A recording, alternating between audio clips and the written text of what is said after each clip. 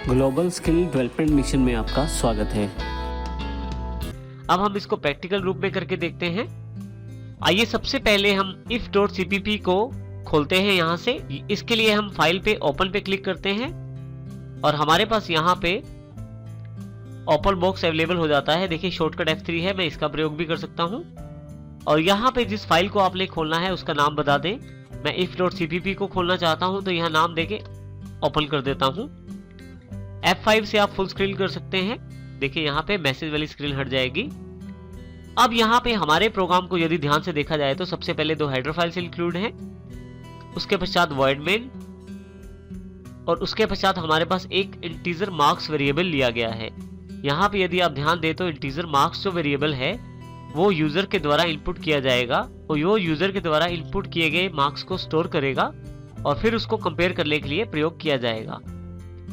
User से input लेने के लिए हमने इन दो लाइंस का इस्तेमाल किया है, जिसमें सबसे पहले एक मैसेज प्रिंट किया गया है और उसके पश्चात यूजर के द्वारा एंटर की गई वैल्यू को cin के द्वारा मार्क्स में स्टोर किया गया है। ये सेक्शन हमारे लिए सबसे इंपॉर्टेंट है। यदि मार्क्स 60 से ऊपर रहते हैं तो आपके पास ये मैसेज आ जाएगा you have got first division. अन्यथा यदि मार्क्स 60 से कम रहते हैं तो आपके पास मैसेज आ जाएगा you have passed your exam. परंतु दोनों में से केवल एक ही मैसेज अवेलेबल होगा। वो डिपेंड करता है मार्क्स में आपके पास क्या वैल्यू इनपुट की गई है, यूजर के द्वारा क्या वैल्यू डाली गई है। फाइनली गेट ch और यहाँ पे मेन फंक्शन क्लोज कर दिया गया है। प्रोग्राम को रन करने के लिए कंट्रोल F9 प्रेस करें। यहाँ देखिए मेरे पास मैसेज अवेलेबल है एंटर योर मार्क्स। मैं यहाँ पे 55 एंटर कर देता हूँ। मेरे पास मैसेज है you have passed your exam और यदि आप ध्यान दें तो सिर्फ एल्स वाला सेक्शन एग्जीक्यूट हुआ है। मैं फिर से कंट्रोल F9 करता हूँ। अब की बार 65 मार्क्स मैंने दिए हैं। अब की बार यदि आप देखें तो आपके पास output you have got first division है, क्योंकि हमारे पास जो मार्क्स हैं वो 60 से ऊपर हैं और इस करके हमारे पास इफ वाली जो स्टेटमेंट है वो एग्जीक्यूट हुई है। परंतु यदि आपने ध्यान दिया हो तो सिर्फ एक ही स्टेटमेंट एग्जीक्यूट हुई है। तो इस प्रकार हम इफ का प्रयोग कर सकते हैं। हम अपने प्रोग्राम्स में यदि चाहें तो केवल इफ का प्रयोग भी कर सकते हैं, एल्स बिल्कुल जरूरी नहीं है। जैसे हमारे पास इस एग्जांपल के द्वारा दिखाया गया है जिसका नाम है if2.cpp। यदि हम यहाँ देखें, इस एग्जांपल को समझने की कोशिश करें तो यहाँ पे सबसे पहले iostream.h, conio.h के रूप में दो हेडर फाइल्स इंक्लूड की गई हैं। void main ब्रैकेट को ओपन किया गया है मेन फंक्शन की। यहाँ पे हमने एक वेरिएबल लिया है इंटीजर डेटा टाइप का पासवर्ड।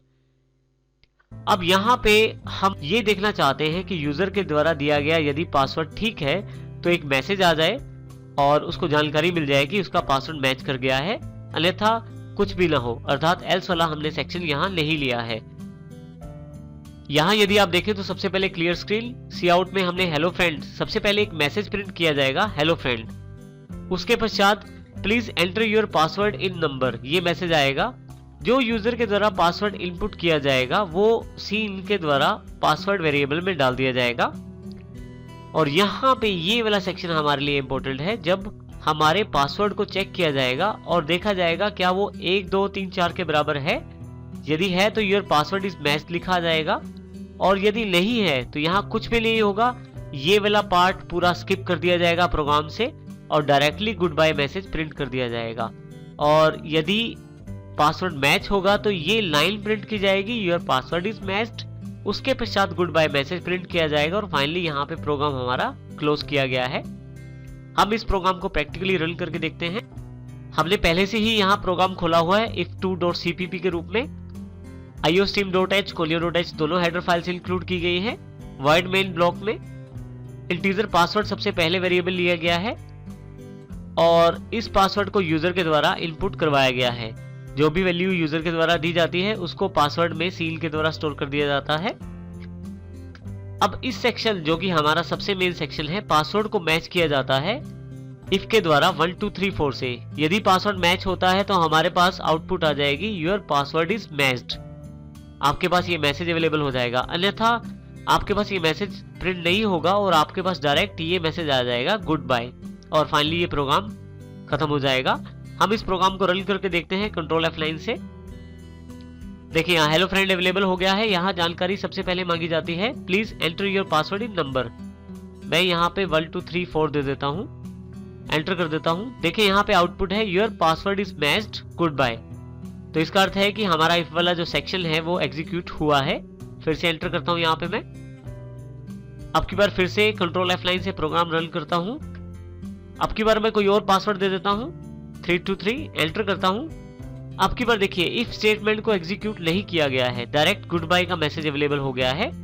इसका अर्थ यह है कि यदि आपके पास एल्स ब्लॉक नहीं दिया गया तो एल्स ब्लॉक एग्जीक्यूट नहीं होगा और आप अपने प्रोग्राम के अकॉर्डिंग एल्स का चुनाव कर सकते हैं, लगाना या ना लगाना। इस प्रकार हम इफ 2 का प्रयोग करते हैं यहाँ पे। यदि हमारे पास एक से अधिक लाइंस हैं ब्लॉक में, देखिए एग्जांपल बिल्कुल सेम है पिछले वाला। यदि हमारे पास इफ स्टेटमेंट के साथ काफी सारी लाइन अटैच करनी है हमने, तो उस केस में हमें इफ के लिए ब्लॉक क्रिएट करना चाहिए। जैसे हमने यहाँ पे एक से अधिक लाइन यहाँ पे शामिल की है इफ स्टेटमेंट्स के लिए, तो यहाँ पे हमने यहाँ ब्लॉक क्रिएट किया है ओपन करली ब्रैकेट और क्लोज करली ब्रैकेट से, और उसके बीच में हमने स्टेटमेंट शामिल की है। यहाँ मैंने इफ में 2 स्टेटमेंट शामिल की हैं। यदि पासवर्ड मैच होगा तो ये दोनों स्टेटमेंट एग्जीक्यूट होंगी, और यदि पासवर्ड मैच नहीं होगा तो ये दोनों स्टेटमेंट्स प्रिंट नहीं होंगी। अब इसका अर्थ ये हुआ कि यदि हमारे पास एक से अधिक स्टेटमेंट्स है इफ में, तो हमें उसको प्रयोग करने के लिए ब्लॉक अवश्य बनाना चाहिए, अन्यथा आपके पास केवल पहली लाइन को ही इफ स्टेटमेंट माना जाएगा और बाकी नॉर्मल स्टेटमेंट्स में ही मानी जाएंगी।